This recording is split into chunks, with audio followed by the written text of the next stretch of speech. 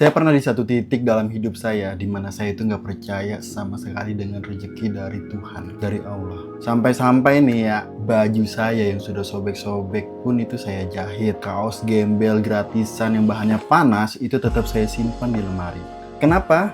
Karena saat itu saya ketakutan setengah mati nih. Kalau barang-barang yang saya buang, besoknya itu nggak bisa saya beli lagi. Artinya saya nggak percaya dengan rezeki yang dikasih sama Allah.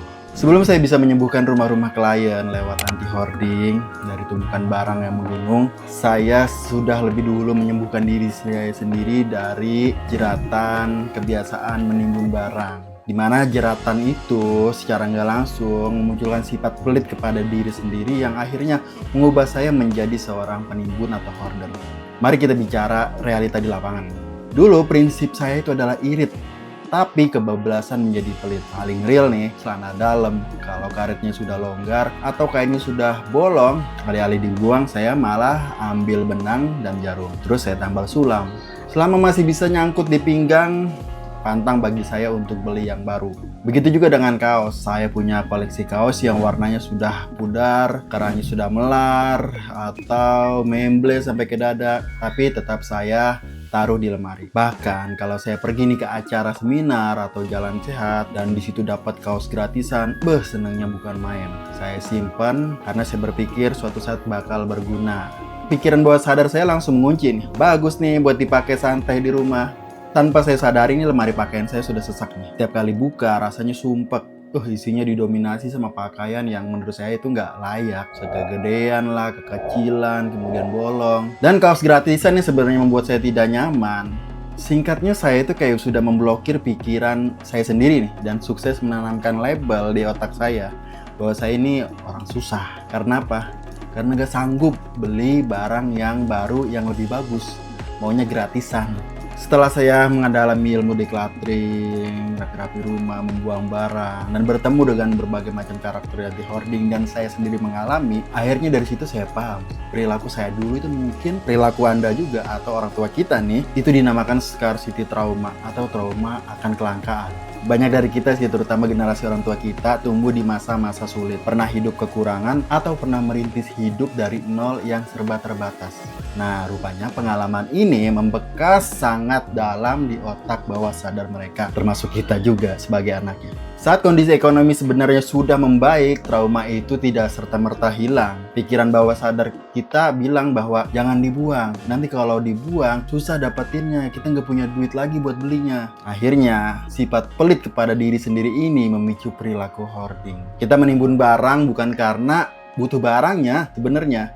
Lebih karena kita sedang mencari rasa aman yang semu dari tumpukan benda mati tersebut. Sederhananya, kalau barang itu dibuang, sebenarnya hidup kita baik-baik aja. Cuma pikiran kita, ketakutan kita yang akhirnya membuat kita nggak berani.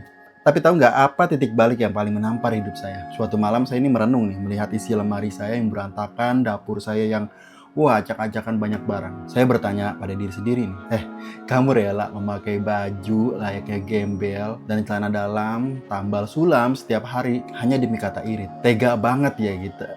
Di situ saya merasa tega banget gue memperlakukan diri gue kayak gini. Sebenarnya tubuh kita ini adalah anugerah dan amanah dari Allah atau dari Tuhan. Tubuh yang kita pakai ini untuk beribadah, bekerja, dan memeluk anak istri kita mestinya dijaga dong, dihormati dengan memberi yang bagus-bagus. Memberikan pakaian yang layak, yang bersih, bukan compang-camping, bukan dikasih pakaian ala kadarnya karena sifat pelit kita tadi. Dan ini tamparan spiritual sebenarnya yang keras buat saya.